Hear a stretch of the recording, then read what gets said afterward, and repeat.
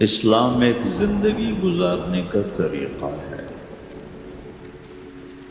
صرف چند عبادات کا نام اسلام نہیں، یہ پوری ایک زندگی ہے۔ اور اس زندگی کو سکھانے کے لیے، چونکہ انسان پیدائشی طور پہ جاہل پیدا ہوتا ہے، اسے کچھ نہیں آتا، اسے سیکھنا پڑتا، اور جو سیکھتا ہے باہر سے سیکھتا ہے، سیکھا سکھایا نہیں پیدا ہوتا۔ کسی بچے کو آپ جنگل میں چھوڑ دو اور کوئی اس سے ملے نہیں تو وہ گونگا ہو، کچھ نہیں بول سکے۔ لیکن آپ چڑیا کے بچے کو تنہا چھوڑ دو، کوئی چڑیا اس سے ملاقات نہ کرے تو وہ اپنی زبان ہی بولے گا، اپنی زبان میں بولے گا۔ کوے کو تنہا چھوڑ دو، کوئی کوا اسے ملنے نہ دو تو کوے کی زبان ہی بولے گا۔ لیکن انسان کو گجراتی کا بچہ پنجابیوں میں چھوڑ دو تو گجراتی بھول جائے گا، پنجابی بولے گا۔ پنجابیوں کا بچہ گجراتیوں میں چھوڑ دو تو وہ پنجابی نہیں بولے گا، وہ گجراتی بولے گا۔ اور کوئی بھی نہ اس سے ملے، اسے تنہا چھوڑ دو تو وہ کچھ بھی نہیں بول سکے گا، گونگا ہوگا۔ انسان جو کچھ سیکھتا ہے باہر سے سیکھتا ہے، اور چونکہ امتحان کی جگہ ہے تو باہر دونوں چیزیں موجود ہیں، غلط بھی صحیح، دونوں جنس بازار میں موجود ہیں۔ انسان کے علاوہ جتنی مخلوق ہے ان میں غلط کرنے کا کوئی سسٹم ہی نہیں ہے، وہ غلط کر ہی نہیں سکتے، جو کرتے ہیں ٹھیک کرتے ہیں۔ انسان کے اندر دونوں سسٹم ہیں، فَأَلْهَمَهَا فُجُورَهَا وَتَقْوَاهَا، یہ دونوں نظام لے کے چلتا ہے۔ اسلام کو سیکھنا پڑتا ہے، اور اسلام کے لیے جو سب سے بڑا سرمایہ ہے، جیسے آپ بازار میں جاتے ہو، دکان کھولتے ہو، پھیری لگاتے ہو، تو اس کے لیے پیسہ چاہیے، ڈالر چاہیے۔ ڈالر کے بغیر آپ کاروبار نہیں کر سکتے۔ اسلام کے لیے ایمان چاہیے، ایمان کے بغیر اسلام پہ چلا نہیں جاتا، جانتا ہوگا چل نہیں سکے۔ ایمان وہ طاقت ہے، وہ سرمایہ ہے، وہ کیپٹل ہے جس سے کوئی مرد عورت وہ دین پہ چل سکتا۔ یہ زیادہ ہوگا تو زیادہ چلے گا، تھوڑا ہوگا تو تھوڑا چلے گا، نہیں ہوگا تو صفر ہوگا، زیرو ہوگا۔ تبلیغ کا جو یہ کام اللہ تعالیٰ نے ہمیں دیا ہے، یہ ایمان کو سیکھنے کی اور اس کو آگے پہنچانے اور پھیلانے کی محنت ہے۔ ایمان سیکھنے کے لیے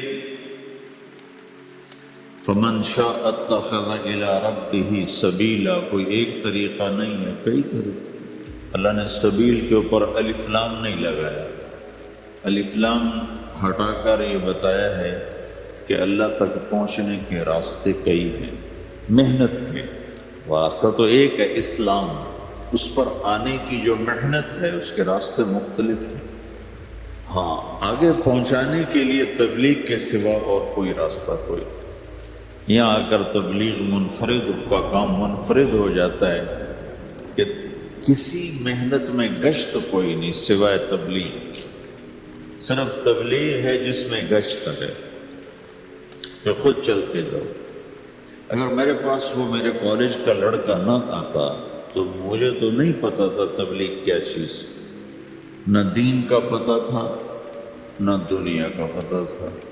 تو کوئی چل کے آیا اور اس نے ہاتھ پکڑا، اور دعوت ہے ہی بے طلبوں کے لیے، مدرسہ تو طلب والوں کے لیے، وہاں تو تعلیم ہوتی، تبلیغ نہیں ہوتی۔ خانقاہ تو طلب والوں کے لیے ہے، اور دعوت بے طلب لوگوں کے لیے، جو سننا نہیں چاہتے، جو قریب نہیں آنا چاہتے۔ اور ایسا طبقہ کروڑوں اربوں کی تعداد میں موجود، انہیں دین پر لانے کے لیے یا دین کی بات ان کے کان میں ڈالنے کے لیے سوائے گشت کے اور کوئی عمل کوئی۔ میں پشاور گیا تو جماعت میں. انہوں نے کہا جی یہاں ایک وکیل صاحب ہیں، تبلیغ والوں کو بہت گالیاں دیتے ہیں، شکل دیکھتے گالیاں دینا شروع کرتے ہیں آپ کے علاقے کے؟ آپ کے علاقے کا شامل ہو. پشاور میں رہتا تھا، وکالت کرتا تھا، میرے علاقے کا میاں چنو ایک چھوٹا سا ٹاؤن ہے وہاں کا تھا، میں اس کے قریب تلمبا ایک چھوٹا سا ٹاؤن ہے میں وہاں. تو جب ہم ان کے دروازے پر گئے اور نوک کیا تو دروازہ کھلتے ہی انہوں نے وہی کام شروع کر دیا. دیکھتے ہی وہ کہا میں نے تمہیں کتنی دفعہ کہا ہے وہ جو مقامی کہ تبلیغ والوں کو میرے دروازے پر مت لایا کرو. تو اب بتاؤ میں اگر یہ تبلیغ کے رگڑے نہ لگے ہوتے تو میں تو 2 تھپڑ اس کے منہ پہ مارتا، یا مفتی صاحب کی طرح فتویٰ سناتا تو اسلام سے خارج ہو گیا ہے توبہ کر. میں نے اس سے کہا بھائی میں تو تبلیغی بن کے آپ کے پاس نہیں آیا، میں تو اس لیے آیا ہوں کہ مجھے پتہ چلا کہ آپ میاں چنو کے ہیں اور میں تلمبے کا ہوں، تو میں تو اس لیے آپ کو ملنے آیا ہوں. تو ایسے ہوا اچھا آپ تلمبے کے ہو؟ میں تلمبے کا ہوں. اوہ اچھا اچھا اچھا بڑی مہربانی فرمائیے. میں نے کہا فرمائیے ایسا تو نہیں ہوگا، گھر بٹھاؤ پھر فرمائیے ہوگا. تو اس نے دروازہ کھولا، ہمیں بٹھایا، میں نے کوئی تبلیغ کی بات نہیں کی، چائے وائے پلائی. تو میرے والد صاحب اپنے علاقے کے مشہور آدمی تھے، تو جب میں نے اپنا تعارف کرایا تو وہ اور خوش ہو گئے. کہا تو آپ کے باپ کا الیکشن تو میں نے لڑا ہے، ان کے لیے ووٹ مانگنا. تو ایسا خوش ہو گیا، کھل گیا، چائے پلائی، بات چیت ہوتی رہی. تو اٹھتے ہوئے میں نے کہا فلاں مسجد میں ہماری جماعت آئی ہوئی. میں نے کہا چلو آپ کو بتا دوں. مغرب کے بیان میں وہ آیا ہوا تھا. پھر جتنے دن میں وہاں رہا وہ آتا رہا آتا رہا آتا رہا. میں واپس چلا گیا. اس میں کئی سال گزر گئے.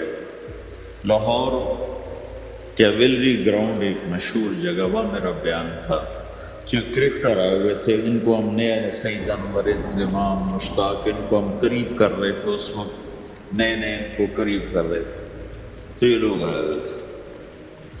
تو بیان کے بعد ان کو لے کر ہم ایک کمرے میں بیٹھے. اس کمرے کی دیوار شیشے کی تھی، تو لوگ اندر آنے کی کوشش کر رہے تھے تو ان پہرے والے ان کو روک رہے تھے. تو اس میں سے ایک آدمی منہ اوپر کر کے میری طرف سے اشارہ کرے. تو میں نے دیکھا تو ایک آدمی کی بڑی داڑھی اور وہ مجھے ایسے ایسے اشارہ کر رہا ہے. میں نے نہیں پہچانا. تھوڑی دیر کے بعد میں نے غور سے دیکھا تو وہ وہی وکیل صاحب پشاور والے. میں وہ ان کو اندر بلاؤ اندر بلاؤ.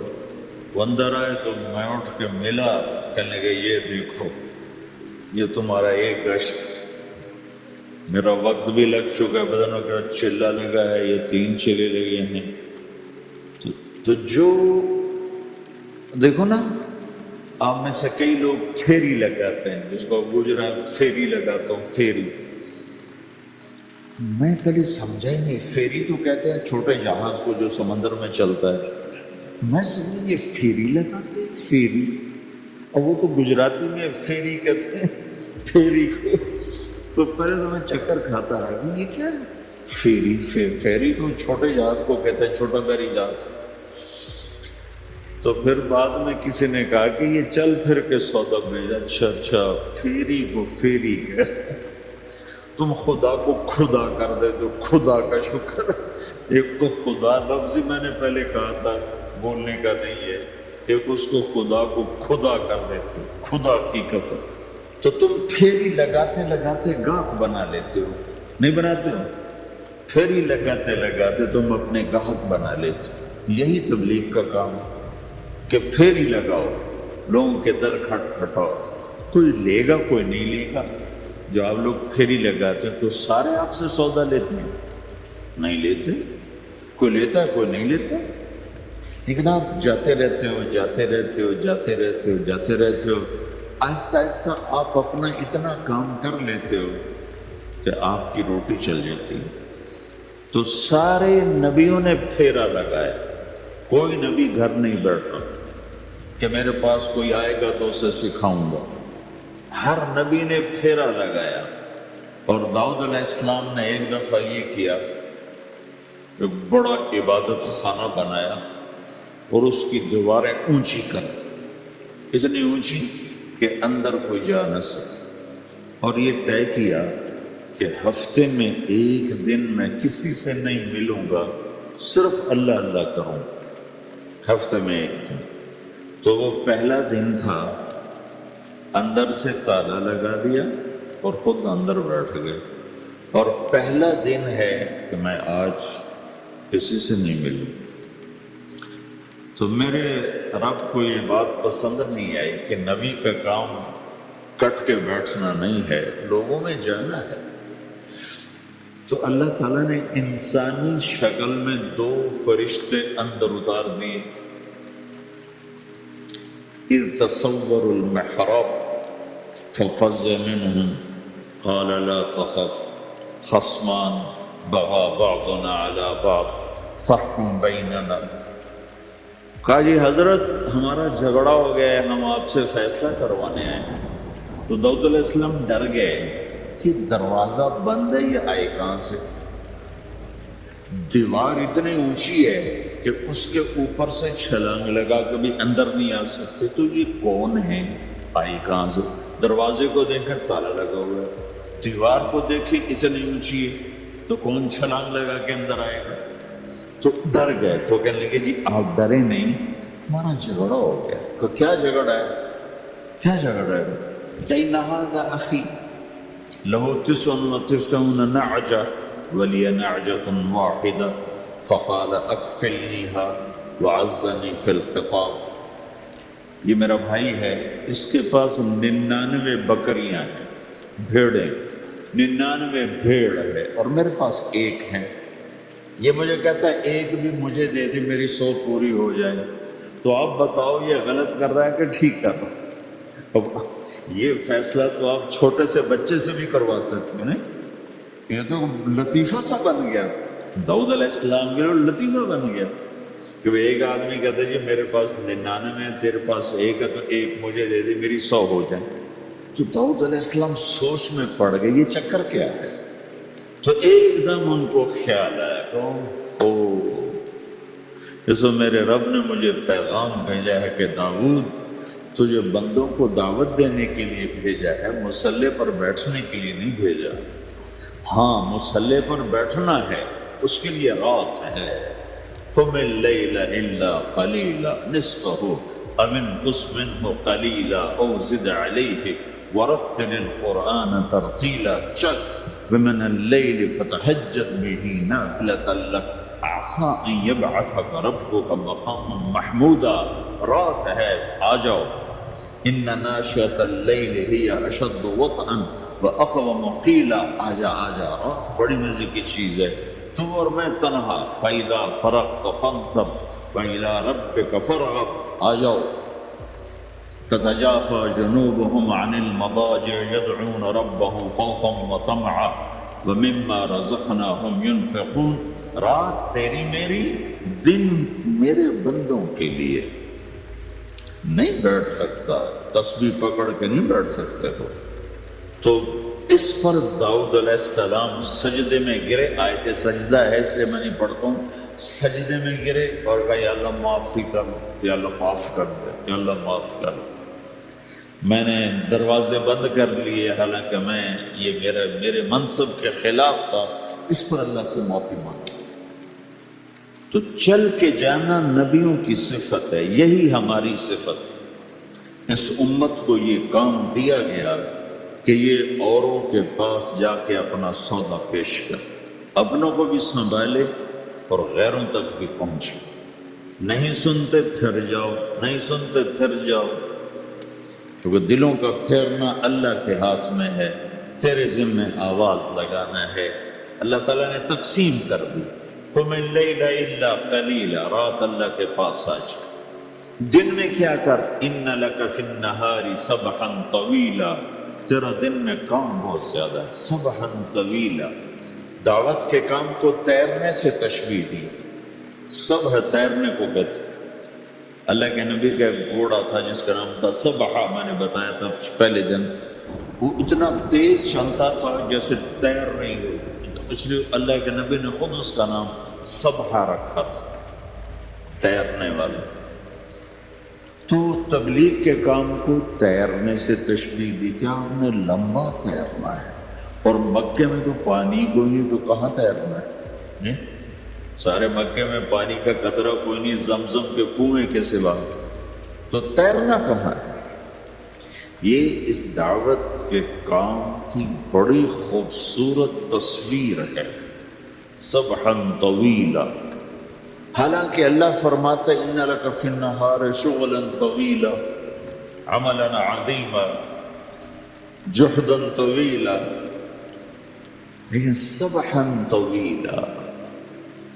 جو آدمی چل رہا ہوتا ہے اگر وہ بیٹھ جائے تو کوئی نقصان تو کوئی نہیں. گاڑی چلا رہا ہے، کہیں گاڑی روک لے تو کوئی نقصان تو کوئی نہیں، تھوڑی دیر سے پہنچ جائے. کہیں گاڑی کھڑی کر کے کافی پینے لگ گیا تو کوئی مسئلہ تو کوئی نہیں ہے، آدھا گھنٹہ دیر سے گھر پہنچ جائے. تیرنے والا پانی میں اتر گیا، ابھی یہ رک سکتا ہے؟ کیوں بھائی؟ اگر یہ کافی پینے کا ارادہ کرے تو کہاں جائے گا؟ تو مچھلی کے پیٹ میں جائے گا.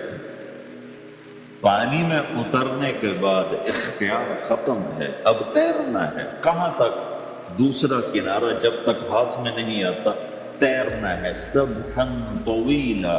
جب تک آخرت کا کنارہ ہاتھ میں نہیں آتا، اے میرے نبی تجھے دعوت کا کام کرتے ہی رہنا ہے، کرتے ہی رہنا ہے، کرتے ہی رہنا ہے، تیری چھٹی کوئی نہیں. سبحا میں یہ اشارہ تھا کہ چھٹی کوئی نہیں، یہ موت تک کا کام ہے. وَاعْبُدْ رَبَّكَ حَتَّى يَأْتِيَكَ الْيَقِينُ. آئے ہائے، جب یہ آیت اتری یا ایھا المدثر قم فانذر وربک فکبر، اے میرے محبوب اٹھ جا، اٹھ جا، میرا پیغام سنا. تو لیٹا ہوا ہے. تو اس پر آپ نے کہا خدیجہ انقطع ایام النوم والراحہ، میرے آرام کے دن چلے، میرے سونے کے دن چلے. میرے رب نے مجھے کہا ہے اٹھ جا اور میرا پیغام سنا. تو اس وقت تو کوئی جاننے والا نہیں تھا، تو پہلے آپ چپ کے بات فرما رہے تھے، پھر اللہ نے کہا کھل کے کہہ. تو پھر آپ نے کہا میں خدیجہ میں کس کو کہوں، میری کون سنے؟ من ادعو من یستجیب. تو حضرت خدیجہ نے عرض کی یا رسول اللہ آپ دعوت دینے میں پہل کریں، میں لبیک کہنے میں پہل کرتا ہوں. تو بھائیو، دعوت ہمارا سرمایہ ہے. دعوت سے ایمان بنتا ہے، ایمان سے عمل بنتا ہے. تو اگر آپ اس دعوت میں حرکت کرتے رہو گے، ان لک فی النہار سبحا طویلا. کل میں نے اس پر تھوڑی تفصیل سے بات کر دی تھی، آج میں اس سے اگلی بات کرنا چاہتا ہوں. لیکن اس کو بار بار سننا اس لیے ضروری ہے کہ آدمی بڑی جلدی بھول جاتا ہے، اور نفع سامنے نہ ہو تو اس کے لیے قدم اٹھانا، مال لگانا مشکل ہو جاتا ہے. آپ پھیری بھی تو لگاتے ہو، تو شام کو پیسہ ہاتھ میں آتا ہے تو تھکاوٹ چلی جاتی. میں نے شخص سے کہا تھوڑا تبلیغ میں وقت دے دو بھائی. کہا جی مجھے گولیاں لگی تھیں تو اس کے بعد میرے بدن میں درد ہوتا ہے، تو میں ٹائم نہیں دے سکتا. لیکن میں اسے دیکھتا تھا، وہ صبح سے شام تک اپنے دکان پہ کھڑا ہوتا تھا، کھڑا ہوتا. تو ایک دن میں نے اس سے پوچھا یہ تو دکان پہ کھڑا ہوتا ہے، اس کا درد تمہیں نہیں ہوتا؟ تبلیغ میں تو اتنی مشقت نہیں ہے. وہ کہنے لگا جی روز درد بہت ہوتا ہے، لیکن میں جب شام کو پیسے گنتا ہوں تو سارا درد چلا جاتا ہے، سارا درد چلا جاتا ہے. تو اب آپ تبلیغ میں 3 دن کے لیے گئے تو کچھ لگا کے آتے ہو، ہاتھ میں تو کچھ بھی نہیں ہوتا. اور چلے کے لیے جاؤ تو کچھ لگتا ہے، ہاتھ میں تو کچھ بھی نہیں آتا. 4 مہینے کے لیے جاؤ تو کچھ لگتا ہے، ہاتھ میں تو کچھ بھی نہیں آتا. تو وہ جذبہ پیدا نہیں ہوتا، لگانے کا، تھکنے کا، تھکانے کا، جیسے دنیا میں پیدا ہوتا ہے اس کی واپسی نظر آ رہی ہوتی ہے۔ تو اس لیے بار بار ضرورت ہے اس کو سننے اور سنانے کی کہ اللہ نے اس امت کو یہ منصب دیا ہے، کنتم خیر امت اخرجت للناس، تم سب سے بہترین امت ہو، تمہیں نکالا گیا ہے۔ کیا کرتے ہو؟ تأمرون بالمعروف وتنہون عن المنکر وتؤمنون باللہ، بھلائی کی بات کرتے ہو، برائی سے روکتے ہو، صلہ مجھ سے لیتے ہو، تؤمنون باللہ، صلہ مجھ سے لیتے ہو، اللہ پہ ایمان لاتے ہو۔ کل بھی میں نے کہا تھا کہ ہر مسلمان کے ذمہ دعوت ہے، عمل کرے یا نہ کرے۔ آج پھر اس کو دوہرا رہا ہوں کہ عمل کرے یا نہ کرے، اوروں کو دعوت دینا ہر مسلمان کے ذمہ ہے۔ اللہ تعالیٰ نے بنو اسرائیل کے بارے میں کہا میری تم پہ لعنت ہے، لعن الذین کفروا من بنی اسرائیل علی لسان داود و عیسیٰ ابن مریم، اے داود، اے عیسیٰ، ان پر لعنت بھیجو۔ کتنا سخت اللہ کا فرمان ہے۔ اچھا کیوں؟ کس لیے؟ اللہ نے دو جرم بتائے، ذَلِكَ بِمَا عَصَوْا وَكَانُوا يَعْتَدُونَ، یہ بہت نافرمان ہو چکے ہیں، بہت نافرمان ہو چکے ہیں۔ ایک اس کی وجہ سے ان پر اللہ کی لعنت۔ دوسرا کیا ہے؟ كَانُوا لَا يَتَنَاهَوْنَ عَن مُنْكَرٍ فَعَلُوهُ، جو گناہ خود کر رہے ہوتے ہیں اس سے اوروں کو نہیں روکتے۔ كَانُوا لَا يَتَنَاهَوْنَ، نہیں روکتے تھے، عن منکرن، اس گناہ سے، فعلوہ، جسے وہ خود کر رہے ہوتے تھے۔ تو اس سے پتہ چلا کہ اگر کوئی نافرمانی بھی کر رہا ہے تو کسی کو اگر دیکھتا ہے نافرمانی کرتے تو اسے سمجھانا اس کے ذمہ ہے۔ اللہ یوں کہہ رہا ہے کہ کم وقت خود تو برائی کر رہا تھا تو کسی کو روکتا تو صحیح، دونوں ہی کام نہیں کیے، نہ خود چھوڑا نہ کسی اور کو روکا۔ تو بھائیو، حرکت کرتے رہنا، اس حرکت میں بڑی طاقت ہے۔ ساری کائنات حرکت میں، اگر رک جائے تو تباہی۔ زمین حرکت کر رہی ہے، سورج حرکت کر رہا ہے، چاند، ستارے، ہر شے حرکت ہے۔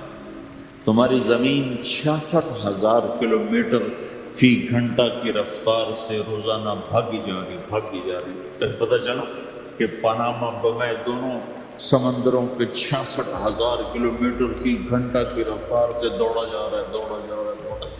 تمہارا سورج 6 لاکھ میل 9 لاکھ کلومیٹر فی گھنٹہ کی رفتار سے دوڑتا جا رہا ہے۔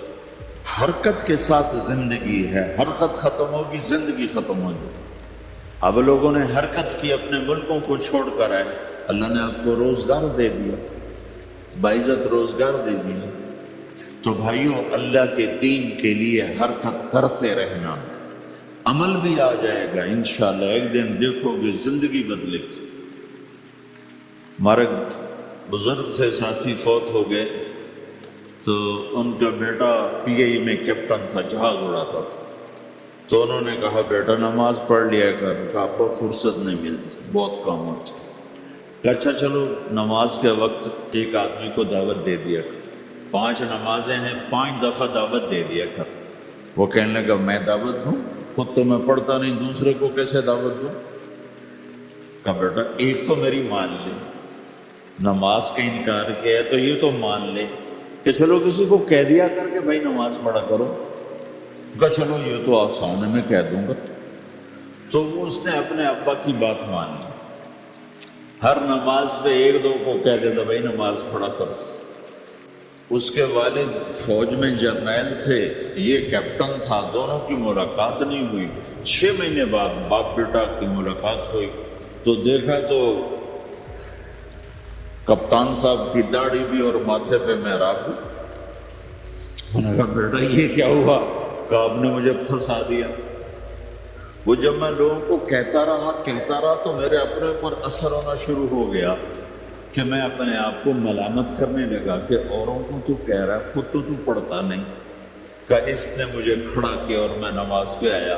پھر ایک دن شیو کرنے لگا، شیشے میں کھڑا دیکھ رہا تھا، تو میں نے کہا جب اللہ کو سجدہ کر رہا ہوں تو چہرے پہ نبی کی سنت بھی ہونی چاہیے، تو میں نے سیفٹی بھی پھینک دی، میں داڑھی بھی رکھ لی۔ تو تبلیغ کا کام کرتے رہنا، ہم فرشتے نہیں بن سکتے۔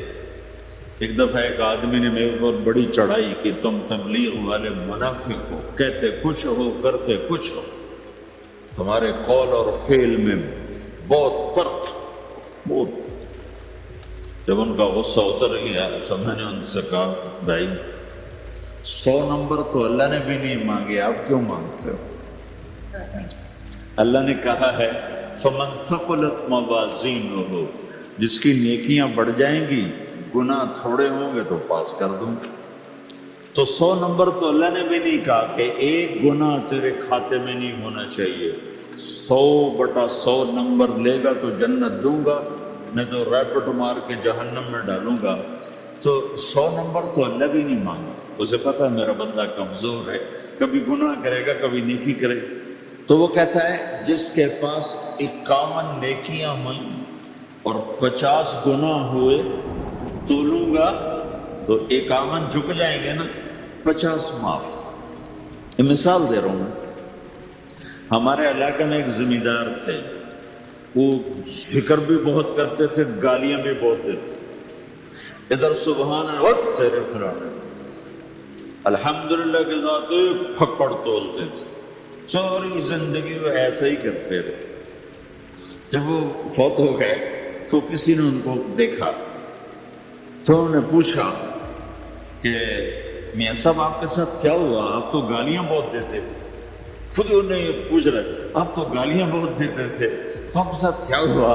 کہ اللہ تعالیٰ نے میرے ذکر اور میری گالیوں کو تولا، تو میرا ذکر بڑھ گیا تو میری بخشش ہو گئی۔ اللہ نے بھی کاؤنٹنگ رکھی ہے، پرفیکشن مانگی ہی نہیں۔ اگر اللہ پرفیکشن مانگتا تو پھر آپ کہتے تم کرتے کچھ ہو کہتے کچھ ہو۔ اگر میں کہتا صحیح ہوں ایک نیکی تو کر رہا ہوں، اور کرتا نہیں ہوں تو ایک گناہ کر رہا ہوں، کیا پتا میرا رب میرے کہنے کے تو فعل میرے نہ کرنے کو معاف کر دے۔ بس ایک صورت میں ہے کام خطرناک کہ اگر میں اس کہنے سننے کو اپنی دنیا بنانے کا ذریعہ بنا لوں پھر خطرناک ہے۔ تأمرون الناس بالبر وتنسون انفسکم وانتم تتلون الکتاب، وہ یہ آیت ہے۔ لیکن اگر میرے اندر اخلاص ہے تو پھر میں انسان ہوں، کبھی اچھا کروں گا کبھی برا کروں گا، لیکن میرے ذمہ صدا لگانا ہے۔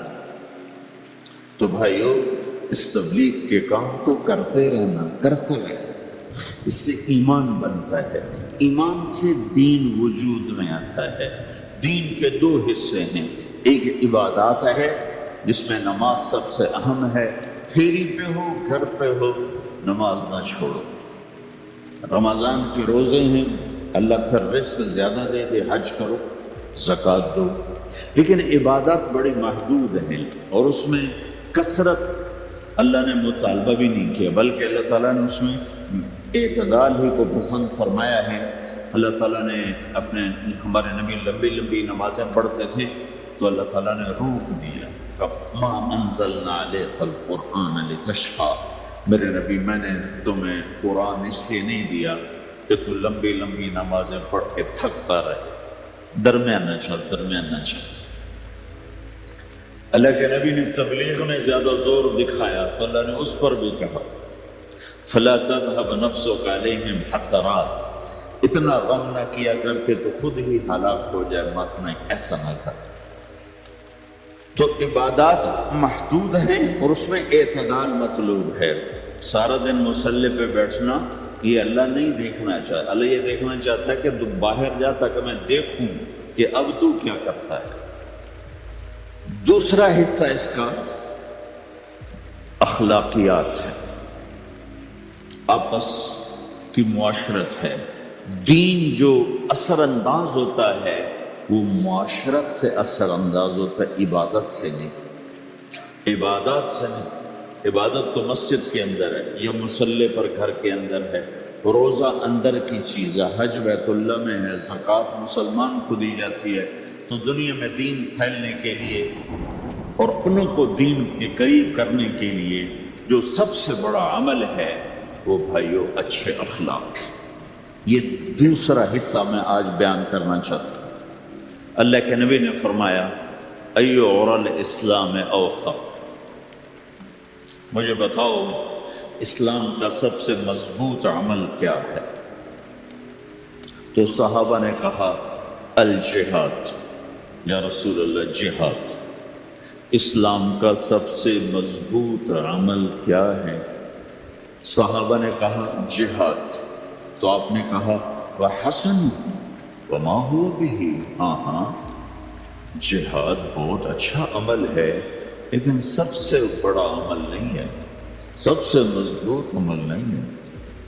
انہوں نے کہا جی الصلاۃ، نماز۔ تو ہم نے کہا ہاں وحسنۃ وما هي بها، نماز بھی بہت اچھی چیز ہے لیکن وہ نہیں جو میں پوچھ رہا ہوں، سب سے اعلیٰ، سب سے اوپر، سب سے مضبوط نہیں۔ تو انہوں نے کہا جی الحج، حج۔ تو آپ نے کہا حج بھی بہت اچھا عمل ہے لیکن وہ نہیں جو میں نے پوچھا ہے۔ پھر صحابہ نے کہا جی روزہ، آپ کا روزہ بھی بہت اچھا ہے لیکن وہ نہیں جو میں نے پوچھا ہے۔ تو پھر صحابہ نے کہا یا رسول اللہ پھر آپ ہی بتائیں، ہمیں تو نہیں پتہ۔ تو ہمارے نبی عبادات سے اوپر لا رہے ہیں، اپنے ساتھیوں کو عبادات پہ قائم کر دیا۔ ہر آدمی نمازی بن چکا ہے، ہر آدمی روزے دار بن چکا ہے، ہر آدمی مالدار زکوٰۃ دینے والا بن چکا ہے، اور ہر آدمی حج کا جذبہ پیدا کر چکا ہے۔ اب آپ ان کو اخلاق پہ لانا چاہتے ہیں، چونکہ اسلام کی تکمیل اخلاق سے ہے۔ اسلام کو تشبیہ دی گئی ہے گھر کے ساتھ، بنی الاسلام علی خمس، تو بنیا کا لفظ عمارت پر بولا جاتا ہے۔ تو اسلام کی بنیاد میں ہے کلمہ، نماز، روزہ، حج، زکوٰۃ۔ اگر اس مسجد کی بنیادیں بھر دی جائیں تو اس کو مسجد تو نہیں کہیں گے نا، ہاں جی بنیادیں ڈال دی ہیں، چھت ڈالنی ہے، جب چھت پڑے گی تو پھر یہ مسجد کہلائے گی۔ تو اسلام کی بنیاد قائم ہو چکی تھی، اب آپ چھت ڈالنا چاہتے تھے۔ چھت کیا ہے؟ وہ اچھے اخلاق ہیں، تو اب آپ ان کو اوپر لا رہے ہیں، اوپر لا رہے ہیں۔ تو آپ نے جب پوچھا تو انہوں نے وہی کہا جو انہوں نے ابھی سیکھا تھا، نماز، روزہ، جہاد، حج، لیکن آپ نے سب کی نفی کر دی، نہیں یہ بھی نہیں، یہ بھی نہیں، یہ بھی نہیں، یہ بھی نہیں۔ اچھا یا رسول اللہ آپ بتائیں۔ تو آپ نے فرمایا ان اوثق عرى الاسلام الحب للہ والبغض للہ، اسلام کا سب سے مضبوط عمل وہ آپس میں اللہ کے لیے محبت کرنا ہے۔ اسلام کا سب سے مضبوط عمل وہ آپس میں اللہ کے لیے محبت کرنا ہے۔ اسلام کا سب سے مضبوط عمل وہ محبت ہے، اللہ کے لیے بغض ہے، اللہ کے لیے محبت ہے، یہ اسلام کا سب سے مضبوط عمل ہے۔ تو بھائیو یہ چھوٹا سا معاشرہ اسلامی بن جائے، اس کے لیے بنیاد میں نے پہلے بتا دی، اب چھت بتا رہا، وہ ہیں اچھے اخلاق۔ اللہ تعالیٰ نے جب ہمارے نبی نے نماز لمبی پڑھی تو اللہ نے کہا درمیانی پڑھو، میں نے ابھی بتایا۔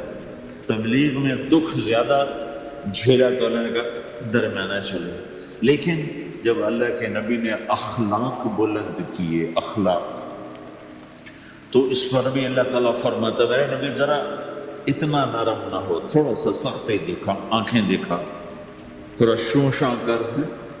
تو میرے رب نے کیا کہا؟ واہ، میرے رب نے آپ کے اخلاق کی جیسی تعریف کی ہے، آپ کے کسی عمل کی ایسی تعریف نہیں کی۔ نماز کو کہا معتدل، اعتدال، دعوت کو کہا اعتدال، اور اخلاق کو کیا کہا؟ انک لعلی خلق عظیم، اور اس کو طاقت پہنچائی قسم اٹھا کے نون، پھر قسم اٹھائی قلم کی جو علم کا ذریعہ ہے، والقلم وما یسطرون، مجھے قسم ہے قلم اور اس کی تحریر کی، ما انت بنعمت ربک بمجنون وان لک لاجرا غیر ممنون۔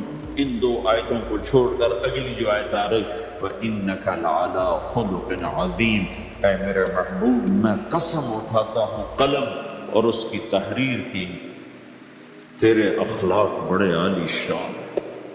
یہ نہیں کہا تیرے اخلاق بڑے عالی ہیں، انک لعلی، علا، علا کا یہاں بہت عظیم الشان کردار ہے۔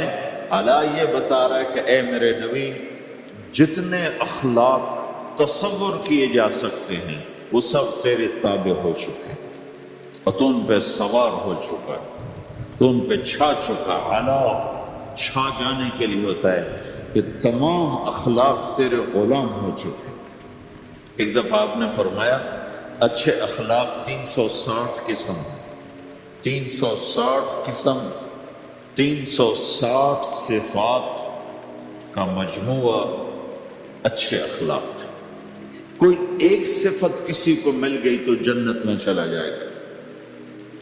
تو ابو بکر رضی اللہ عنہ سامنے بیٹھے تھے، کہنے لگے یا رسول اللہ افی منہا شیء، ان 360 میں کوئی میرے اندر بھی کچھ ہے؟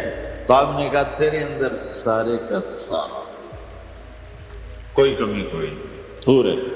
یہ آپ نے اور کسی کو نہیں کہا، صرف آپ نے یہ ابو بکر سے فرمایا کہ ابو بکر تیرے اندر پورے اخلاق 360۔ تو بھائیو، آپس کی محبت اور اچھے اخلاق یہ اسلام کا سب سے چوٹی کا سبق، سب سے اعلیٰ درجے کا سبق۔ اب ایک حدیث میں جو حدیث جبریل کہلاتی ہے، وہ انسانی شکل میں آ کر پوچھتے ہیں یا رسول اللہ اسلام کیا ہے؟ تو آپ کہتے ہیں کلمہ، نماز، روزہ، حج، زکوٰۃ، یہ اسلام۔ یہی سوال اب آخری حج کا موقع آ چکا ہے، اب اسلام 9 سال آگے، 10 سال آگے جا چکا ہے اور اس کی شکل مکمل ہو چکی ہے۔ تو عمر بن عبسہ رضی اللہ تعالیٰ عنہ یہ آخری حج کے موقع پر آپ سے ملتے ہیں اور آ کر یہ آپ سے پوچھتے ہیں یا رسول اللہ مل اسلام؟ سوال ایک ہے، مل اسلام؟ شروع میں مدینے کے داخلے کے شروع میں جبریل انسانی شکل میں آتے ہیں اور کہتے ہیں مل اسلام، اسلام کیا ہے؟ تو آپ کہتے ہیں کلمہ، نماز، روزہ، حج، زکوٰۃ۔ اب یہی سوال 10 سال کے بعد یا 9 سال کے بعد عمر بن عبسہ کہتے ہیں یا رسول اللہ مل اسلام؟ اسلام کیا ہے؟ تو اب جواب سنو، آپ نے فرمایا اطعام الطعام وطیب الکلام، میٹھا بول بولنا اور کھانا کھلانا۔ کسی سے میٹھا بول بولنا کتنا عظیم ہے میرے اللہ کی بارگاہ میں کہ آپ نے فرمایا ابتسامک فی وجہ اخیک صدقہ، تو اگر کسی مسلمان کو ہنس کے مل لے تو یہ بھی تیرے لیے صدقے کا ثواب، صدقہ لکھا جائے گا۔ جبریل کہتے ہیں یا رسول اللہ مل ایمان؟ ایمان کیا ہے؟ تو آپ فرماتے ہیں اللہ کو ماننا، فرشتوں کو ماننا، نبیوں کو ماننا، کتابوں کو ماننا، تقدیر کو ماننا، موت کے بعد کی زندگی کا اقرار کرنا، ان تؤمن باللہ وملائکتہ وکتبہ ورسلہ وبالبعث بعد الموت۔ یہ ہے ابتدائی جواب۔ اب یہی سوال عمر بن عبسہ کرتے ہیں 9 سال کے بعد یا رسول اللہ مل ایمان؟ ایمان کیا ہے؟ تو آپ نے فرمایا الصبر والسماحہ، صبر کرنا، معاف کرنا۔ سوال ایک ہے، جواب 2 ہیں۔ کیوں؟ کہ جگہ اور نوعیت بدل چکی ہے۔ ابتدائے اسلام ہے تو عبادات بتائی جا رہی ہیں، انتہائی اسلام ہے تو اخلاق بتائے جا رہے ہیں کہ اے عمر، ایمان کیا ہے؟ صبر کرنا، معاف کرنا، صبر کرنا، معاف کرنا۔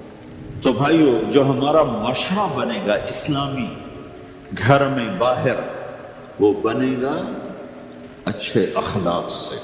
عبادت سے نہیں، علم سے نہیں، تبلیغ سے نہیں، وہ بنے گا اچھے اخلاق سے، میٹھے بول بولنے سے، درگزر کرنے سے، معاف کرنے سے، سہ جانے سے، اور بازار میں سچائی۔ بازار میں میٹھا بول نہیں، وہ تو ہر تاجر مسکرا کے ملتا ہے، ہاں وہ تو کاروبار ہے مسکرانا۔ سچا بول، الصدق ینجی والکذب یہلک، میرے نبی نے فرمایا سچ نجات دیتا ہے اور جھوٹ ہلاک کر دیتا ہے۔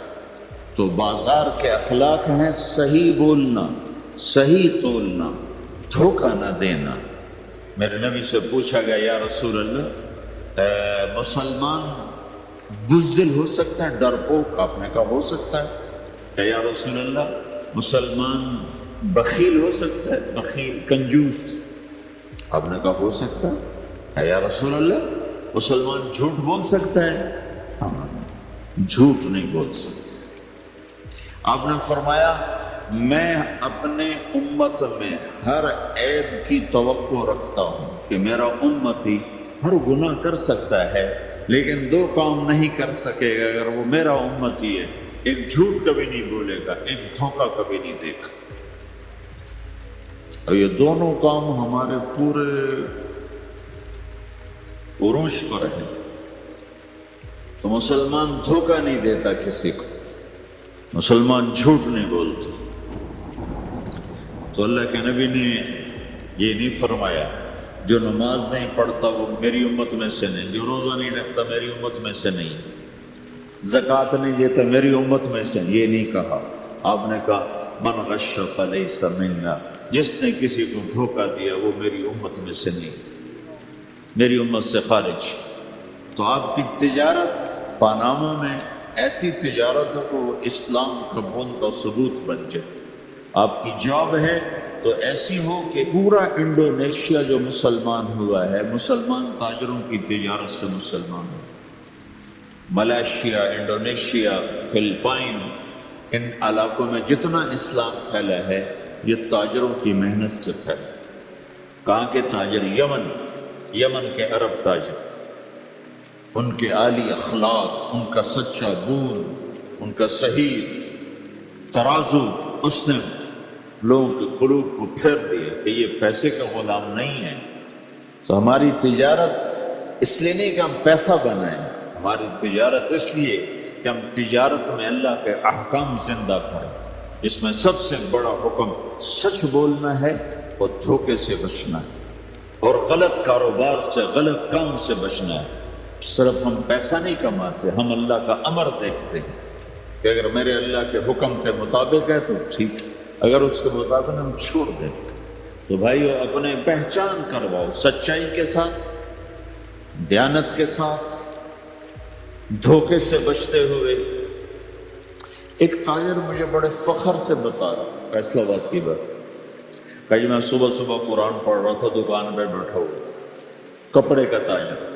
تو ایک گاہک آ گیا، کہا جی آپ قرآن پڑھ رہے ہو، بھلے آدمی لگتے ہو، تو میں نے بیٹی کے جہیز کے لیے کپڑا خریدنا ہے، تو میں نے کہا آپ سے خرید لیتا ہوں۔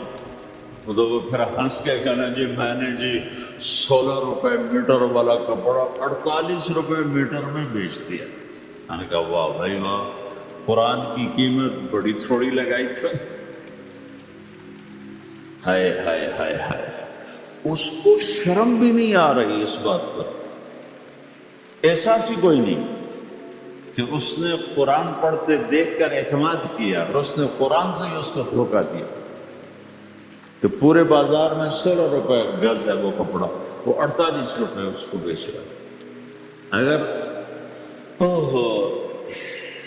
اپنے نبی کی بات سنو، آپ نے کہا سچا تاجر قیامت کے دن نبیوں کے ساتھ کھڑا کیا جائے گا۔ کیوں؟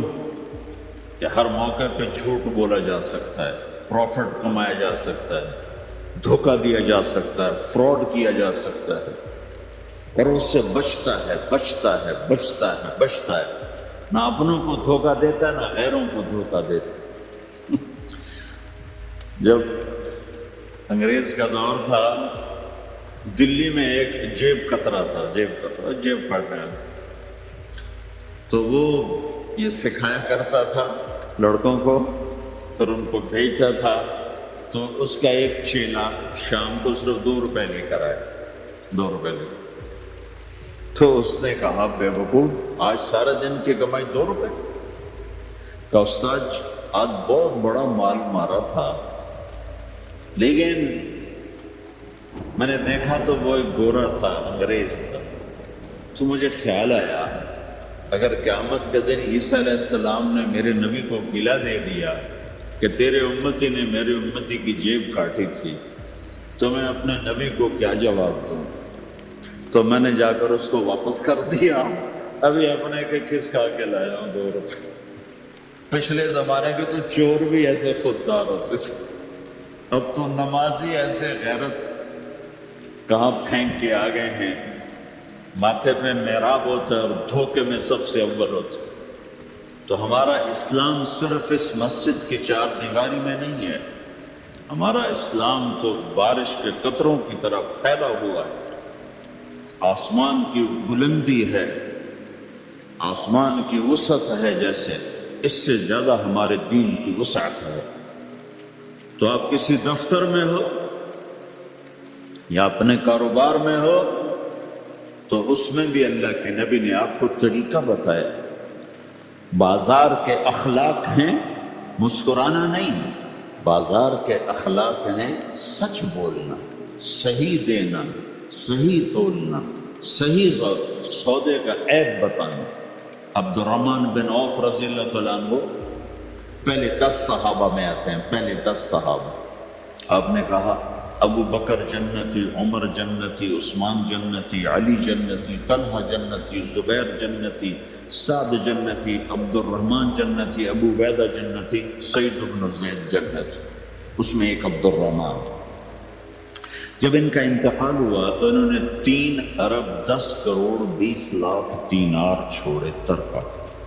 ہمیں تو بڑا بیوقوف بنایا گیا ہے، کاغذ کو کرنسی بنا کے دیں گے۔ کاغذ، کرنسی تو سونا ہوتا ہے جی، کرنسی تو سونے اور چاندی کو کہتے ہیں، کاغذ کے ٹکڑے کو تو کرنسی نہیں کہتے۔ اور آپ کرنسی بھی لے کر وہ کارڈ پکڑا دیے، جیب بھی خالی، اب کرنسی بھی کاغذ بھی کوئی نہیں، خالی کارڈ۔ وہ اس کو کیا کہتے ہیں کارڈ کو؟ Credit card, credit card. وہ ساری دنیا کو بیوقوف بنائے ہوئے، یا تو کاغذ پکڑائے ہوئے ہیں یا کارڈ پکڑا، کاغذ بھی اب واپس لے لیا، اب کارڈ پکڑا دیا۔ اور عبد الرحمن بن عوف نے جو پیسے چھوڑے وہ کاغذ نہیں تھے۔ کاغذ کی کیا حیثیت؟ پاکستان میں روز چھپ رہے ہیں، کاغذ کی کیا حیثیت؟ 3 ارب 10 کروڑ 20 لاکھ دینار سونے کے، اور ایک سکہ دینار اس وقت 4.5 ماشے کا ہوتا تھا۔ اب اس کو ملٹی پلائی کرو اور پورا پاناما خرید لیں اس پیسے سے۔ اور وہ ٹاپ لسٹ کے 10 صحابہ میں سے ایک، وہ فرماتے تھے میری تجارت کا یہ اصول رہا کہ میں نے کبھی ادھار نہیں خریدا، نہ کبھی ادھار بیچا، نہ کبھی ادھار خریدا۔ جو خریدے بھی ادھار اور بیچے بھی ادھار، اسے نیند کہاں آئی؟ دینے والے دیتے نہیں، لینے والے سر پہ کھڑے ہوتے، انہیں نہ بیوی اچھی لگتی نہ بچے سے لگتی، وہ گھر میں بیٹھ کے بھی گھر میں نہیں ہوتے۔ تو آپ نے فرمایا نہ میں نے کبھی ادھار خریدا، نہ کبھی ادھار بیچا، نقد خریدا نقد بیچا۔ دوسرا میرا اصول یہ رہا کہ میں نے کبھی سٹاک نہیں کیا، جب مجھے پروفٹ ملا میں نے فوراً بیچ دیا، انتظار نہیں کیا 1 ہفتے بعد بیچوں گا ریٹ بڑھ جائے گا۔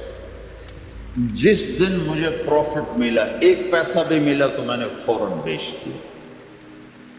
تیسرا اصول یہ تھا کہ میرے سودے میں کوئی کمی یا عیب ہوتا تو میں اسے چھپاتا نہیں تھا، ظاہر کرتا تھا، اس میں یہ کمی ہے بھائی لینا تو لے لو، نہیں لینا تو چھوڑ دو۔ تو ہماری تو تجارت بھی جنت کا راستہ. مدینے کے لوگ ذمہ دارا کرتے تھے، مکہ کے لوگ تجارت کرتے تھے. ان کی زراعت اور تجارت دین کے پھیلنے کا ذریعہ بن گئی. عبد الرحمن بن عوف رضی اللہ عنہ کا مال اللہ کے دین کے کام آیا. عثمان رضی اللہ عنہ کا مال اللہ کے دین کے کام آیا. جنگ تبوک میں 10,000 آدمیوں کا سامان حضرت عثمان اکیلے نے دیا. 30,000 کا لشکر تھا تو 1/3 10,000 کا سارا سامان عثمان رضی اللہ عنہ نے اپنے گھر سے دیا. اور وہ دینار لا کے پیش کیے نا تو اللہ کے نبی وہ دینار لے کر یوں کر رہے تھے، ایسے ایسے کر رہے تھے، ما علی عثمان اللہ یعمل بعد عثمان، آج کے بعد تو کچھ نہ کر، جنت واجب ہوگی تیرے. تو بھائیو، ہمارا دین صرف ہمیں عبادت نہیں بتاتا، بازار کی زندگی بتاتا ہے کہ مسلمان بازار میں کیسے ہوتا ہے. کسی کے ہاں ملازم ہے تو اس کی نوکری کیسی ہوتی ہے، اس کی دیانت کیسی ہوتی ہے، اس کا بول کیسا ہوتا ہے. وہ پیسے پہ قربان نہیں ہوتا، وہ پیسے کو ایمان پہ قربان کرتا ہے. تو آپ کی تجارت بھی دین کے پھیلنے کا ذریعہ بنے گی. صرف نماز سے گناہ معاف نہیں ہوتے. مسلم شریف کی روایت ہے، من امسا کالا بعمل یدہ امسا مغفورا لہ، جو صبح سے شام تک روزی کماتے کماتے حلال حلال حلال حلال، جھوٹ والی نہیں، کھوٹ والی نہیں، خیانت والی نہیں، حرام چیز نہیں. حرام چیز کا بیچنا بھی حرام ہے، خریدنا بھی حرام ہے، اس کا پروفٹ بھی حرام. جس گھر میں حرام پیسہ جائے گا وہاں سکھ کبھی نہیں آئے گا. چیزیں آ جائیں گی، چین نکل جائے گا. 1960 کی دہائی میں ایک پاکستان کا افسر تھا، اس نے 1960 میں لوگوں کے پاس 100 روپے مشکل سے ہوتے تھے، اس نے اس زمانے میں کروڑوں روپے جمع کیے رشوت سے. بہت بڑی پوسٹ پر تھا. جب وہ مر گیا، ایک دن اس کا بیٹا کہہ رہا تھا، کاش ہمارا باپ ہمارے لیے حرام اکٹھا نہ کرتا تو کوئی خوشی کا دن ہم بھی دیکھ لیتے. جن کے لیے جمع کیا تھا کہ میرے بچے اب مزے سے، میں نے خود اپنے کانوں سے اس کو یہ کہتے ہوئے سنا کئی دفعہ، میں آج مر جاؤں میری بچی کو کسی کی پرواہ نہیں کہ میں نے اتنا پیسہ بنا دیا ہے. تو اسی کا بچہ یہ کہہ رہا تھا، کاش ہمارا باپ ہمارے لیے حرام اکٹھا نہ کرتا تو ہم بھی کوئی خوشی کا دن دیکھ لیتے. تو اللہ کے نبی نے فرمایا، من امسا کالا بعمل یدہ امسا مغفورا لہ، جو صبح سے شام تک حلال کمانے میں تھکتا ہے اور تھک کے واپس آتا ہے تو اس کے اس دن کے سارے گناہ اللہ معاف فرما دیتا. تو ہمارا بازار بھی دین ہے بھائی، پھر ہمارا گھر بھی دین ہے، گھر کی زندگی دین ہے. میرے نبی نے گھر کی زندگی سمجھائی. آپ اپنے گھر میں جھاڑو دے رہے ہیں، قاب قوسین کا ٹائٹل لے کر، مقام محمود کا ٹائٹل لے کر، ختم نبوت کا تاج سر پہ سجا کر، نبیوں کی سرداری کا صحرا باندھ کر آپ گھر میں جھاڑو دے رہے ہیں، اپنے کپڑے خود دھو رہے ہیں. 9 بیویاں ہیں، 9 اپنے کپڑے خود دھو رہے ہیں. کوئی پھٹ گیا ہے خود سی رہے ہیں، جوتا پھٹ گیا خود ٹھیک کر رہے ہیں. حضرت عائشہ رضی اللہ عنہ کو آٹا گوندنا نہیں آتا تھا، چھوٹی عمر تھی تو ان کو آٹا گوند کے دیتے تھے. جب تک ان کو آٹا گوندنا نہیں آیا ان کو آٹا گوند کے دیتے تھے. ہمیں تو گھر کی زندگی بھی سمجھائی گئی ہے اور ہمیں بتایا گیا کہ تو اگر اپنی بیوی کے منہ میں لقمہ ڈالتا ہے تو یہ بھی تیرے لیے صدقہ ہے. سب سے بہترین صدقہ وہ ہے جو تم اپنے بچوں پر خرچ کرو. کہ دنیا دکھوں کا گھر ہے تو میں قربان جاؤں اپنے نبی پر، آگے آنے والے سارے زمانوں کو دیکھ کر بیان فرما کے بتا گئے، اور انہوں نے فرمایا مجھے بتاؤ جہاد میں خرچ کرنے سے بھی بہتر خرچ کون سا ہے؟ جہاد میں خرچ کرنا تو سب سے بہتر شمار ہوتا ہے۔ آپ نے کہا مجھے بتاؤ جہاد میں خرچ کرنے سے بھی بہتر کون سا خرچ ہے؟ تو صحابہ نے کہا جی ہم تو نہیں جانتے، ہم تو اسی کو سب سے بہتر جانتے ہیں۔ ہم کہا نہیں، اولاد کا ماں باپ پہ خرچ کرنا جہاد میں خرچ کرنے سے بھی بہتر ہے۔ یہ کیوں فرمایا کہ آگے نظر آ رہا تھا کہ اولاد نافرمان نکلے گی۔ اگر اللہ چاہے تو اس کے یہ کہنے پر وہ پلاٹ مسجد کے نام ہو گیا، واپس نہیں لے سکتا۔ اگر اللہ چاہے، اگر اللہ چاہے، اور اللہ تو چاہتا ہے کہ تم اس کے نام پر دو، من ذا الذی یقرض اللہ قرضا حسنا۔ ٹھیک ہو گیا؟ یہ بات سمجھ میں آ گئی؟ اب ایک آدمی یوں کہتا ہے انشاءاللہ میری بیوی کو 3 طلاق، اگر اللہ چاہے تو میری بیوی کو 3 طلاق، تو علماء فرماتے ہیں یہ طلاق نہیں ہوگی۔ کیوں نہیں ہوگی؟ اس لیے کہ اس نے کہا ہے اگر اللہ چاہے تو میری بیوی کو 3 طلاق، اور اللہ چاہتا ہی نہیں کوئی اپنی بیوی کو طلاق دے، لہذا یہ طلاق نہیں ہوگی۔ ہزاروں دفعہ کہہ دے انشاءاللہ ساتھ لگا ہوا ہو، نہیں ہوگی، کیونکہ اللہ چاہتا ہی نہیں تم طلاق دو۔ اللہ گھر آباد، سینکڑوں آیات ہیں گھر کو آباد کرنے کے لیے۔ فَإِنْ خِفْتُمْ شِقَاقَ بَيْنِهِمَا، اگر میاں بیوی میں ہوگی کھٹپٹ تو بڑھاؤ نہیں۔ کیا مصیبت ہے کہ کچھ ادھر سے بڑھانا لگ جاتے ہیں، کچھ ادھر سے بڑھانا شروع کر دیتے ہیں۔ فَبَعْثُوا حَكَمًا مِّنْ أَهْلِهِ وَحَكَمًا مِّنْ أَهْلِهَا، تو طلاق دینے میں جلدی نہ کرو، جلدی نہ کرو۔ صلح صفائی کے لیے ایک آدمی بچی کی طرف سے آئے، ایک آدمی بچے کی طرف سے آئے، اور دونوں میں صلح صفائی کی کوشش کرو۔ یا ایھا النبی اذا طلقتم النساء، اے میرے نبی جب تم طلاق دینا چاہو تو یا ایھا النبی یہاں یہ اس لیے آیا ہے کہ اللہ تعالیٰ کہہ رہا ہے اے ایمان والو، میں یہ نبی اپنا سفارشی بنا کے تمہارے سامنے پیش کرتا ہوں، طلاق نہ دیا کرو، نہ دیا کرو۔ یہ ہے یا ایھا النبی سے ایک دم ایمان والوں کی طرف منتقل ہونے کا فلسفہ کہ دیکھو میں اپنا نبی تمہارے لیے سفارشی بناتا ہوں کہ طلاق نہ دیا کرو۔ اگر دینی پڑ جائے جائز ہے، نہیں نباہ ہو رہا، پھر زبردستی بھی نہیں کرنی چاہیے۔ اگر کوئی جائز وجہ ہے تو طلاق ہوئی ہے، پھر اسے دشمنی کا سبب نہیں بنانا چاہیے۔ اگر صحیح مناسب ہوئی ہے، اللہ کے نبی نے خود 2 خواتین کو طلاق دی، نکاح تو کیا، رخصتی نہیں ہوئی، طلاق دے دی۔ اللہ کے نبی کی بیٹیوں کو طلاق پڑی، حضرت ام کلثوم، حضرت رقیہ رضی اللہ عنہ، دونوں کو طلاق دی گئی۔ ابو لہب کے بیٹوں نے طلاق دی۔ آپ نے حضرت حفصہ کو طلاق دینے کا ارادہ کیا تو عمر رضی اللہ عنہ کو پتہ چلا، بڑے غمگین ہوئے، تو جبرائیل آ گئے، یا رسول اللہ، اللہ تعالیٰ فرما رہے ہیں حفصہ کو طلاق نہیں دے سکتے، یہ آپ کی دنیا کی بیوی بھی ہے، جنت کی بیوی بھی ہے۔ کہ عمر کی دل شکنی ہو رہی، تو ایک گھر باقی رہے، اس کے لیے سینکڑوں آیات اللہ تعالیٰ نے اتاری، اور ہمیں کہا عاشروہن بالمعروف، اپنی بیویوں کے ساتھ اچھا سلوک کرو۔ ہمیں خطاب، چونکہ مرد کسی کی بچی کو لے کے آتا ہے، لڑکا کسی کی بچی کو لے کے آتا، اور اپنے وہ بچی ماں چھوڑتی، باپ چھوڑتی ہے، بھائی چھوڑتی ہے، بہنیں چھوڑتی ہے، سہیلیاں چھوڑتی ہے، سب کو چھوڑتی ہے، اور تیسرے دن اس کو تانے شروع ہو جاتے ہیں، اس کا تو دل ہی نہیں لگتا۔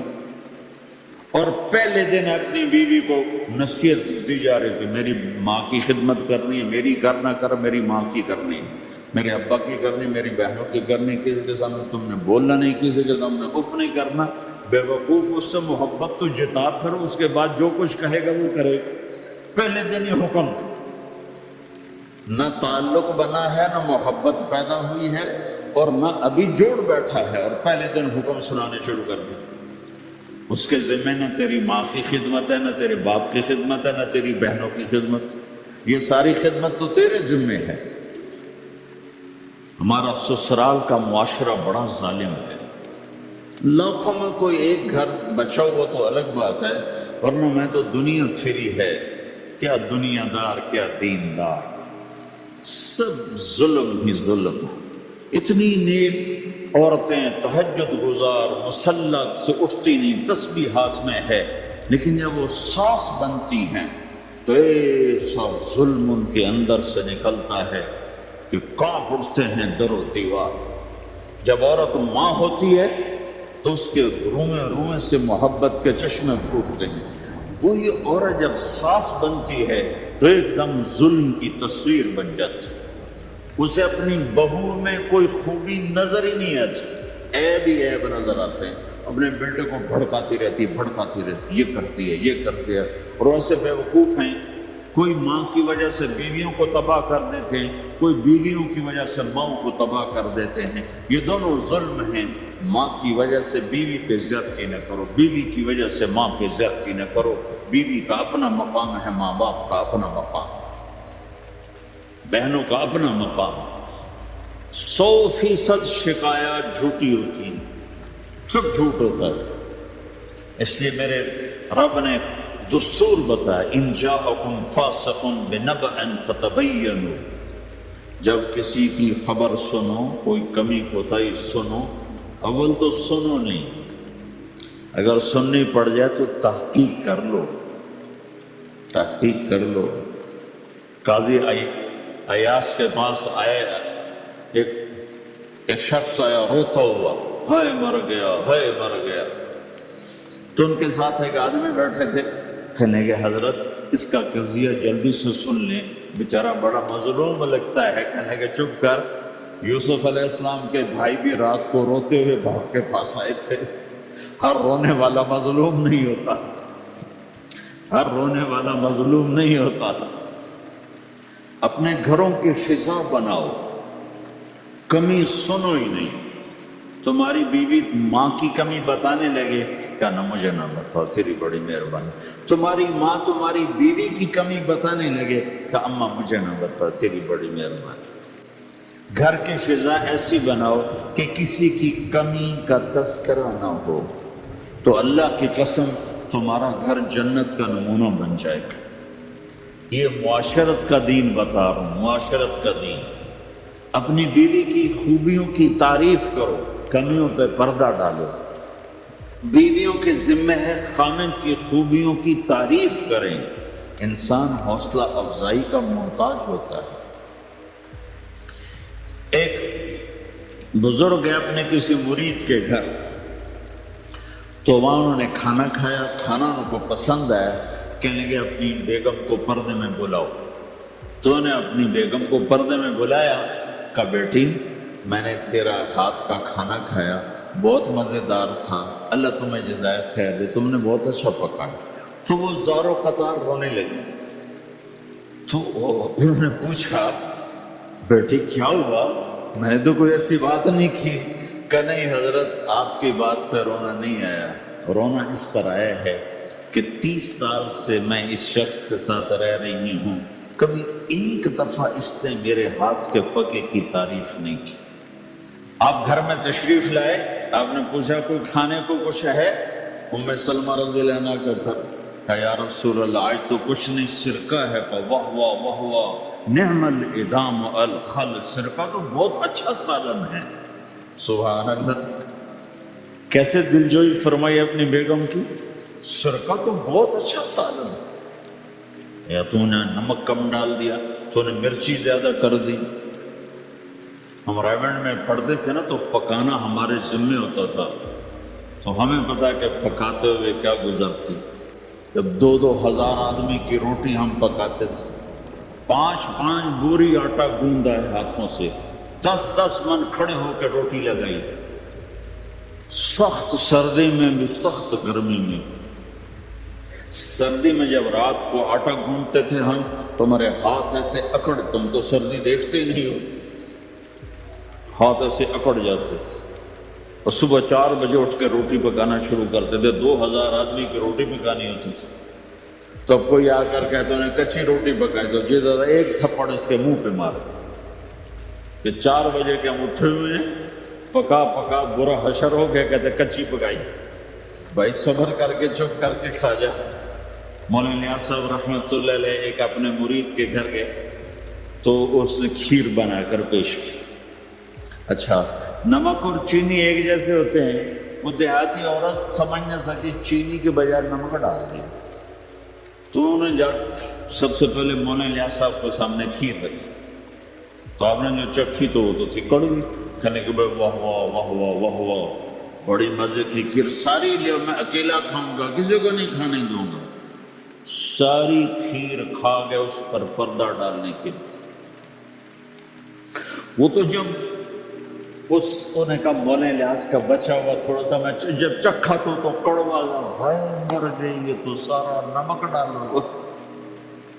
ایک دم ہماری جماعت چنیوٹ میں تھی، تو ہمارے ساتھیوں نے چائے بنائی، تو وہ اندھیرا سا تھا تو چینی کے بجائے نمک ڈال دیا اور دسترخوان پہ لے آئے، سب پی رہے۔ واللہ میں آنکھوں سے دیکھا بتا رہا ہوں، مولانا الیاس کا تو سنا بتا رہا ہوں، کسی ایک نے نہیں کہا کہ یہ کڑوی ہے، چپ کر کے پی رہے، چپ کر کے پی رہے، کسی ایک نے نہیں کہا۔ بائیں ایک دیہاتی کھڑا تھا، تو میں نے اس کا چاچا آتے نو چاہ پی ماما، وہ آ گیا، اس نے پہلا گھونٹ بھرایا تھا، کوڑی ہے، اس نے بانڈا پھوڑ دی۔ پھر سارے ساتھی ہنس پڑے کہ چاچا ہم نے تو پردہ ڈالنے کی کوشش کی تھی خدمت والوں پر تو نہیں پردہ چاک کر دیا، بانڈا پھوڑ دیا۔ حضرت عبادہ ابن صامت رضی اللہ عنہ سے روایت ہے کہ اللہ کے رسول صلی اللہ علیہ وسلم سے انہوں نے سنا ہے، آپ صلی اللہ علیہ وسلم ارشاد فرماتے تھے، جو کوئی شہادت دے کہ اللہ کے سوا عبادت و بندگی کے لائق کوئی نہیں اور محمد صلی اللہ علیہ وسلم اس کے رسول ہیں، تو اللہ تعالیٰ نے اس شخص پر دوزخ کی آگ حرام کر دی۔ ایمان کیا ہے؟ ایمان کہتے ہیں اللہ اور اس کے فرشتوں، اللہ کی نازل کردہ کتابوں اور اس کے رسولوں پر اور آخرت کے دن پر اور اچھی اور بری تقدیر کو سچے دل سے مانا جائے۔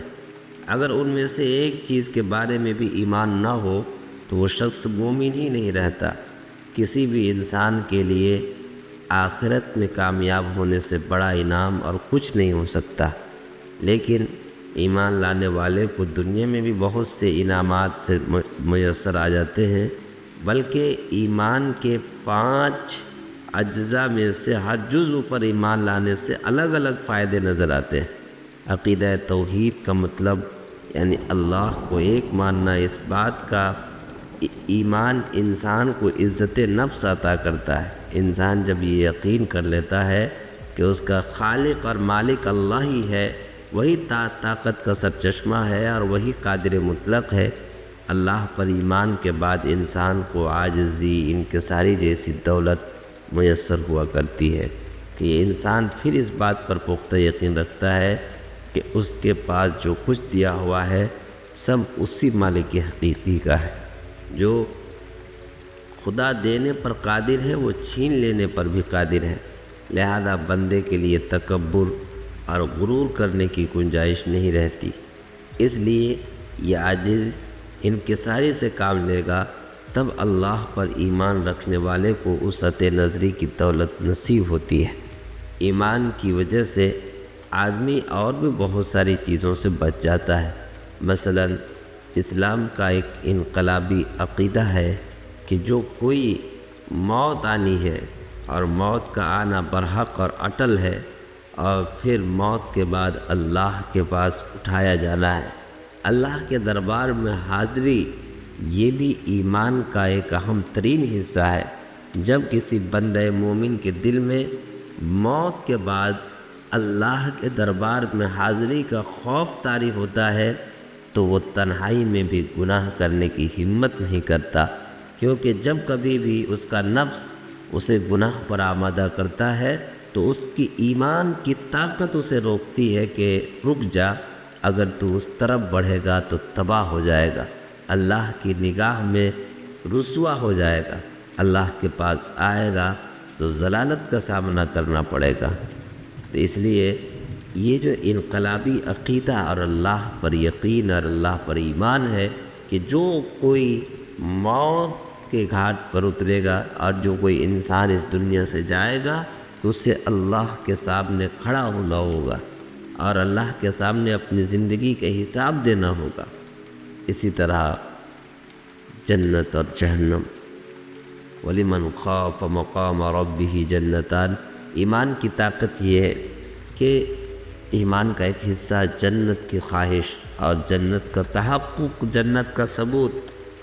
جب کوئی بندہ مومن نیکیوں کی طرف بڑھتا ہے تو اس کے دل میں یہ احساس ضرور پیدا ہوتا ہے کہ ایک تو اللہ کا خوف، اللہ کی محبت، اور ساتھ ہی ساتھ اللہ تعالیٰ کی عظیم ترین نعمت کی طلب جو اللہ تعالیٰ نے ہر بندے مومن کے لیے تیار کر رکھی ہے، ہر اس شخص کے لیے تیار کر رکھی ہے جس کا دل اللہ پر اٹکا ہوا ہے، جو اللہ سے ڈر، من خشی الرحمن بالغیب وجاء بقلب منیب ادخلوها بسلام ذالک یوم الخلود، کہ جس کے دل میں اللہ اور جس کی بندگی میں اللہ، تو اللہ تعالیٰ نے ایسے لوگوں کے لیے جنت تیار کر رکھی ہے، اور جس کے دل میں اللہ کا ڈر نہیں، اللہ پر ایمان نہیں، اس کے لیے جہنم کی کھولتی ہوئی آگیں اور دہکتی ہوئی آگ اور وہاں کے ہولناک مناظر، یہ تمام چیزیں جو اہل ایمان کے دل میں پیوست ہوتی ہیں۔ جنت کی خواہش انسان کو نیکیوں کی طرف لاتی ہے اور جہنم کا خوف انسان کو برائیوں سے روکتی ہے۔ یہ وہ ہماری ایمان کی طاقتیں ہیں جس کے بل پر انسان صحیح راستے کا انتخاب کرتا ہے۔ اللہ تعالیٰ سے دعا ہے اللہ تعالیٰ ایمان کے تقاضوں پہ عمل کر کے دین اور دنیا کی سرخروئی نصیب فرمائے۔ سبسکرائب کریں ہمارے چینل لائٹ ٹو ہیومینٹی کو، کلک کریں بیل آئیکن پہ جس سے ہر ایک نوٹیفیکیشن آپ کو ملتی رہے۔